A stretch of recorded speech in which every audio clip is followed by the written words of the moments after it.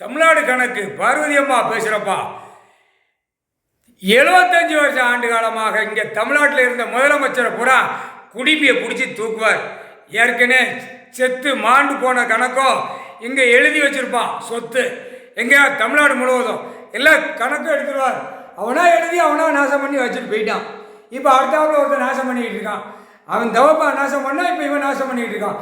இந்த இதிலே கணக்குல எல்லாமே பிடிப்பார். அதுதான் தேர்தல் அதிகாரிக்கு நோட்டீஸ் விட்டுறப்பா அப்படின்ட்டார்.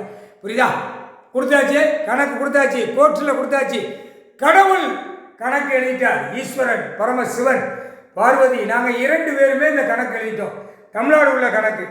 அரசியல்வாதிக்கு நோட்டீஸ் அனுப்பிறப்போ அரசியல்வாதி நியமித்த ஓட்டு இயந்திர பெட்டி கணக்கில் ஜனநாயகம் சொல்லி வச்சிருக்கான்ல, அவனுக்கு தேர்தல் அதிகாரிக்கு நோட்டீஸ் விட்டுருப்பா.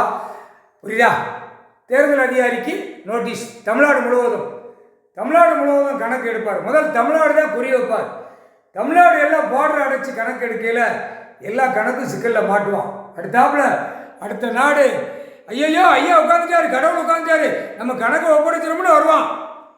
மகாராஷ்டிராவில் வரமாட்டான். அங்கே பிடிக்கிற புடியில் அடி துவைச்சி எடுத்து போடுவார். முக்கால் சத்தியம்.